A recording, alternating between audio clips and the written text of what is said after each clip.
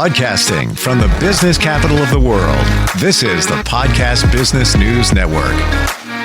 Welcome back, everybody. Many of us have goals. We have things that we feel we deserve. Maybe that's success, abundance, great social life, professional life. And if you're feeling that it's not showing up for you yet, maybe there's a fundamental reason why. Maybe things are a little out of balance in your life. And we're going to, like a car, needs to have their wheels balanced.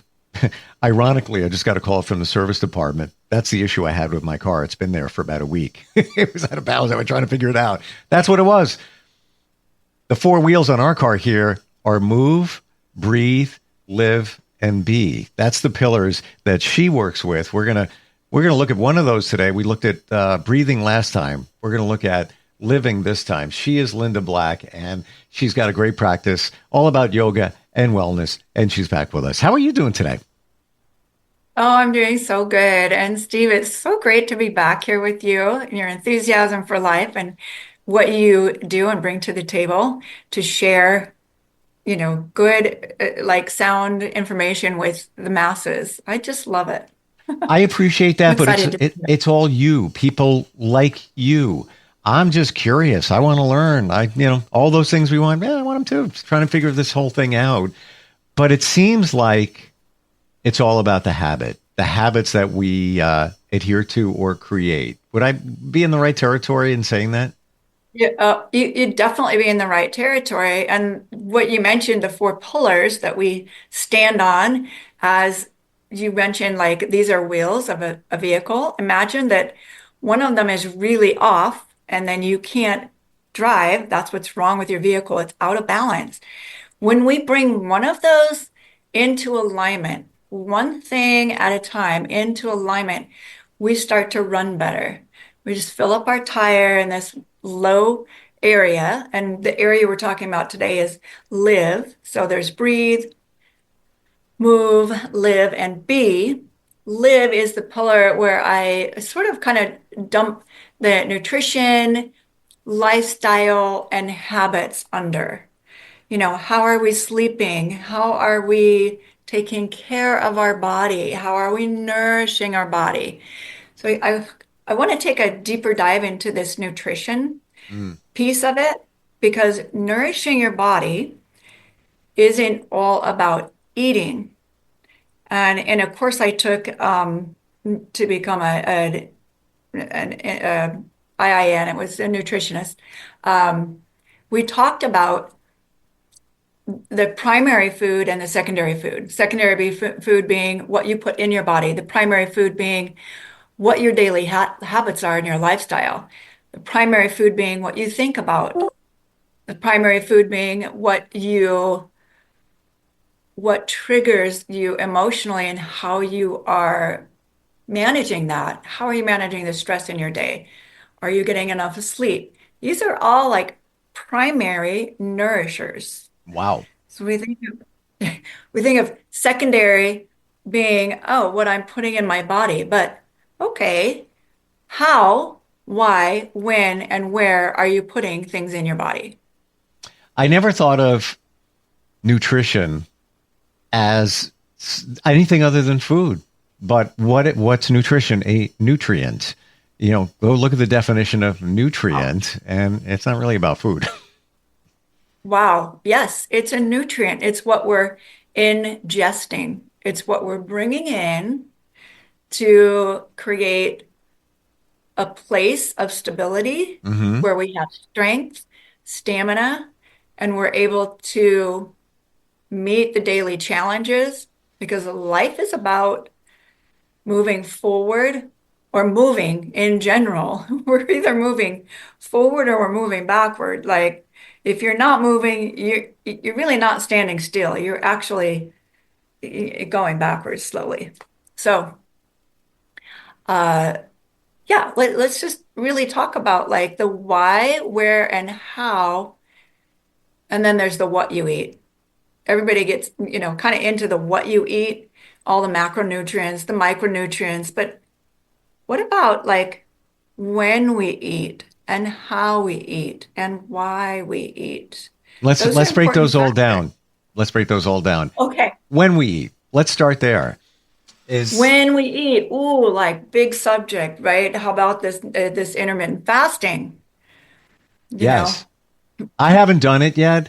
Others have told me, and they've even said, even if you could do 16 hours, like every other day, which shouldn't be hard if you think that includes your sleep. So 6 p.m., you have dinner, and then you don't eat again until maybe late morning the following day. Doesn't seem that hard, but is it as good as many say it is to help detox your body? okay, let's break this down. This is like we can unpack this for 2 hours, but really what I want to say about intermittent fasting is I don't disagree with it. And I agree wholeheartedly that your body needs a break. So if we're constantly ingesting and we're not giving it the rest, it can't restore. So Mm. think about that when we had the breathing episode, we Yep. talked about getting your body in a restful state, right? Parasympathetic. Rest and digest go together. So if you're in a non-restful state, you Mm. are unable. If you're always digesting, you're unable to repair. Okay, so let's say you eat a meal at 8 o'clock at night. You're out with friends. You're having some drinks. It goes late. You're having dessert. All well and good. It's great to have good company, but you go to bed, you have to get up early and you know that, and you wake up and you've got a really big food hangover. Have you ever experienced that? It's not even an alcohol hangover. It's like this sluggish feeling of I can't move. Oh, I gotcha. And usually for me, everybody's different. If I have a steak, doesn't happen often, maybe once a month, twice, whatever. I try not to overdo it, but every once in a while, it's like I got a little craving, and that's where I'm like, "Mwah." I just feel everything Yes. slows down. And it's so great that you notice that. And once in a while, I say go for it. But if it's happening on a regular basis, weekly, biweekly, then you're damaging the cells of your body and not letting them repair. So the Mm. better, what we want to move towards is 12 hours of nothing to eat. So a 12-hour period, that gives you 12 hours to eat, 12-hour window not to eat. So if you're just starting out with this thought about intermittent fasting and it's daunting for you and you're like, I can't make it past 7 o'clock a.m. and I'm eating till 9 o'clock at night and I'm starving when I wake up. Just work on a window of 12 hours. 12 Yeah. hours. So you stop at 7 p.m., you start at 7 a.m. It's not hard to do, right? Mm-hmm. If you get, in theory, if you get really hungry at night, this is what I do. I get a nice cup of tea. I just drink a nice cup of tea. Usually it staves the appetite and I'm not really hungry. I might just be wanting to nourish my body in a different way. So when we think we're hungry, sometimes it's a nourishment that we need in a different way, like slowing down, not being in front of the computer at 9 o'clock at night, but nourishing yourself in the PM so that you don't have to eat late at night. Then we wake up feeling a little more refreshed. We have a better sleep, and then we can get our workout in. We'll talk about the move later, one of our other podcasts, but this idea of just being able to wake up, get your movement on, get the things done that are most important for you, and then, sit down for a nice breakfast at 9 o'clock. Now you're talking 14 hours, and then it's easy to see how you could stretch that to 16. Sure. What I see people do often is like, oh, I ate till 9 o'clock at night. That means I can't eat till 12 noon the next day. Okay, scratch that idea. It is important the time that you eat. We have a biological clock. Our biological clock, we talked about this, maybe I talked about this, but our biological clock between the hours of 10 p.m. and 2 a.m. is restorative. We want to be in a deep sleep so that our body can rest and replenish. Okay. If it's busy digesting during those sleep hours, or you're busy watching a movie, or you're on your phone, or you're not sleeping, you are not repairing. It's as simple as that. And I don't care if you're a night owl. You can shift that an hour, but literally there is this window of opportunity where your body repairs. So if you're And feeling that's the same for everybody, Linda. Doesn't matter what your schedule, whatever it is, 10 it to is 2 is critical. 10 to 2 is critical at night, and it's critical in the day. This is called pitta time, and I'm speaking in an Ayurveda. That's my background. Ayurveda time continuum. This follows nature. If we're out of sync with nature, then we're going to feel like we're missing something, or we don't have that intuition. Something's off. Okay. And I know people Out of balance, like we said before. out of balance. Absolutely. One of the tires is flat. And I know that I have people who are like, but I'm really a night owl. I'm like, I get that. I have been there. I have done that. And it's depleting. I promise you.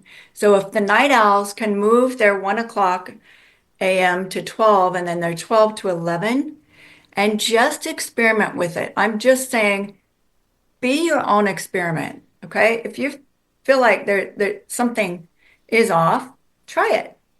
Okay. If you don't like it, you don't have to keep it. But I'm so on your page. And also, an example, everything is habit. I've gotten into a bad habit in the past few months of having dinner, sometimes a little late, early, whatever it might be. But then I eat something late at night. at 9 o'clock. And it started like, let me just have a little bit of that. And then it just got a little bit bigger. And then, sometimes, I'll wake up in the middle of the night. Let me go downstairs and have a spoonful of jelly. I need a little quick hit. To your point, now we are taxing Now our bodies. you have a habit. Now your body wants to wake up and get that hit every at 2 o'clock. And Exactly. you're wondering, why am I keep waking up? Well, you sort of trained yourself. I program myself for that. So you can Yes. unprogram yourself, and even to the Yeah, point that's the where good news. same thing with fasting. Once you get in the habit of it, and you said it perfectly, all right, so you did 12 hours. Now you creeped up to 13, 14. Now you're up to 16. I'm not even hungry. Once you get into that mode, you're there, but you have to be intentional and always stick with it. Not derail. I know it's easy. Well, I was going out late, and we had late meal. It's easy to derail. I want to get to the point of that time period, 10 a.m. to 2 p.m. Now we're talking in the day, Yep. is also crucial. That's your best digestion. So eat your biggest meal during that time period. Don't save your biggest meal for 7 p.m. at night. It will make you sluggish. Wow. And Hmm. older people know this because they finish. I mean, in a restaurant, all the old people are there at 5 p.m. Yeah, blue They plate are special. finishing their last meal. They're like, exactly. Uh, so I try to eat at 9 a.m. A light breakfast. I'm breaking my fast, so it's not heavy. I've also hydrated myself first thing in the morning, so I didn't starve until then. I had water, I had tea. I skipped the top coffee because caffeine messes with your sleep. That's a whole nother topic. I'm not against it. I'm just for your well-being. So if I have clients that come to me and say, hey, I'm not sleeping well, we sort of like pull apart, okay, well, tell me about your day. Tell me what your habits are. Well, I do this, this, this, this. And then for me, it's clicking in and saying, okay, what about if we change this up? First thing in the morning, you get up and you get some fresh sunshine. That's going to start your cortisol. And cortisol, we've been taught is a bad thing. It's not. It's a good thing. It wakes you up. We need cortisol, okay? But we don't need it at night, and we don't need it when we're stressed. That gains weight. We need to wake up. So when you see daylight, when you get out in the fresh air, you're waking up your body. You're saying, hey, it's time to wake up. Okay. So that habit over time, drinking water, nourishing, hydrating, you'll start to have better days longer. That makes sense. Instead of, well, I have one good day a week and then I'm Uh, like comatose the rest of the week because I've overdone it. Like we're talking about creating habits that actually work for you on a daily basis. I want to ask you about caffeine because I don't drink caffeine until the last like month or two. Bingo. And Okay. I'll have tea in the morning with caffeine. Again, I've never had caffeine. It would jack me up. It doesn't really bother me so much now. And I'm thinking, you know what? I could use a little kick. Is caffeine, if we can not do it, is it better for us? I'm not gonna say it's better or worse. Um, but when we're having like one or two or three as a way to wake up, then you have to look at it as, is this habit actually serving me? Hmm. A cup of like green tea, if that's what you're talking about, has half of the caffeine as a cup of coffee, Okay. say. So you're not really getting a 90 grams of caffeine in a cup of green tea. So not all caffeine is the same and we don't process it the same. And every body is different. So I don't want to make a blanket statement that caffeine's not right for you or caffeine's wrong for you, Okay. but it's something to look at in your habits. So for me, I get jacked up like you do. I can't have a cup of coffee. I can't do a Mountain Dew. I can't do a Coke. I Oh, no, can't no, do no, no, anything. no, no, no. I Yeah, would yeah. never even try. Like I have friends drinking energy drinks. Hey, I have one. I'm like, no, baby steps for me, taking, that tea with some caffeine, and I'll change it up. But I've been gravitating more often to it. But to your point, what is the point? I'm trying to analyze. Is it making me feel more awake? Is it energizing me? Honestly, I don't really know. I'm not. Probably better not to have it. I went Yeah. decades, many, many, many without it. So it was just like on a whim. You know where it started, Linda? I had a cup of tea by accident that had caffeine. I was like, well, I don't feel anything bad. Let me just do it again and do it again. Here we go. Habit. But is it working to the advantage? And some Yeah. swear by it. They need their caffeine in the morning. No judgment. That works for you. That's great. But if you're not really sure if you need it, maybe you don't. And also if you're not sleeping well, it is an interrupter. Alcohol and caffeine, and I don't want to even demonize coffee in particular, but these monster drinks that we're drinking to give us the boost in the day, uh, if you're needing to do that, then it's something to look at, Mm, right? It's mm, something to look at. yeah, And but you're monster you're drinks are saying there you're saying because that caffeine during the day could impede your sleep at night.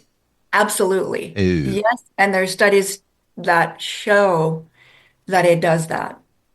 And alcohol, especially when you drink it at night, impedes your sleep. So, I'm going to vote yes on that. And everybody's body changes. I've been finding if I go hang with a friend, I never have more than 2 beers. I don't need it. I just like the flavor, trying different craft beers and everything. I got to tell you, in the past year, it affects me. Like I'll be fine. I don't feel anything when I drink it. All good. And then I'll wake up in the middle of the night. I'm like, I feel horrible. Like I have a hangover. It's like my body is processing it differently now. So I got to be mindful of yes. that. And I believe that our bodies as we get older aren't processing as fine-tunedly as maybe when we were younger. And so we just are more accurately responding to it. Mm. Mm. Somehow between 20 and 40, we like lose our intuition about things. We're like, I could just go like an energy but giant buzzy and energize Geyser Geyser Bunny, right? we fall apart. We really can't. And I'm speaking to those 20 to 40-year-olds. Please don't. Please don't abuse your body because it will catch up with you. Put these, healthy habits in place so that you do feel great and you have the longevity and you're in it for the long run and you don't, at 50 and 60 go, wow, I need a knee replacement. I need, got liver damage. I have sleep apnea. Okay, Yeah. there's a reason why those are happening. Yeah. Like, Yeah. you got to start those habits early. Yeah. We're not preaching here, but if you're 40-ish, 60 gets here really fast, and you want to feel like you're 40 when you're 60. So you got to work on it. It's just part of it. You can't just ride off the rails. Well, I'll get that. I'll be fine. Yeah, when I get older, but I'm good. I'm living it up now. All right, to a degree, but I think it's all I'm getting from you. A lot of this is habit and intention. Habit, yes, intention. The why. Why am I doing this? Yeah. Exactly. Yeah. And listen to your body. Same thing. Why am I drinking caffeine now? Honestly, I don't know. I have to cut it. And then let me see if I see a difference. Am I sluggish during the day? I don't know what that might be. Eye-opener here today, Linda, in terms of nutrition. It's not just about food. It's giving your body what it needs, i.e. nutrients. And that doesn't come in the way of food. It can come in many different forms, nourishing your body. How do we find you? How do we connect with you? Somebody's looking to change it up, have a program, try to understand the 4 pillars. How do we do that? The best way is to just hop on my website. That's intuneyogawellness.com and send me a little message. Say, hey, I'm interested. I've got a program called Help Be Sexy from the Inside Out. And it goes through the 4 pillars.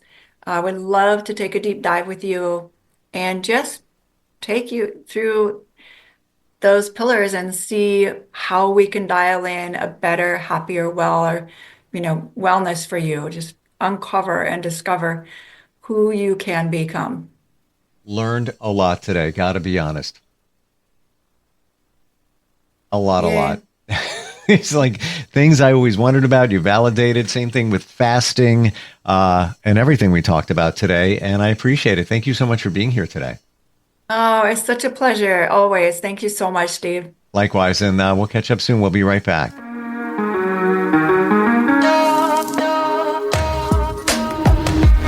Broadcasting from the business capital of the world, this is the Podcast Business News Network. Adopt US Kids presents Multiple Choice Parenting. Your daughter just had her first breakup. Do you A, put yourself in her shoes? How could he do this to you? And for Sheila, she has split ends. B, console her? Oh, sweetie, this is going to happen a lot. 4, maybe 5 more times before you get married. C, take charge? Got to get this all straightened out. Give a little talking to, man to man, mano a mano. Hey, Steve! It's now a good time? No? Okay, no problem. Bye. Or D, help her find a new boyfriend? I know a great place to meet boys. The internet. Nice, single boys. Never mind. How about some ice cream? As a parent, there are no perfect answers. But you don't have to be perfect to be a perfect parent. Thousands of teens in foster care will love you just the same. For more information on how you can adopt, visit adoptuskids.org. A public service announcement from the U.S. Department of Health and Human Services, Adopt U.S. Kids, and the Ad Council.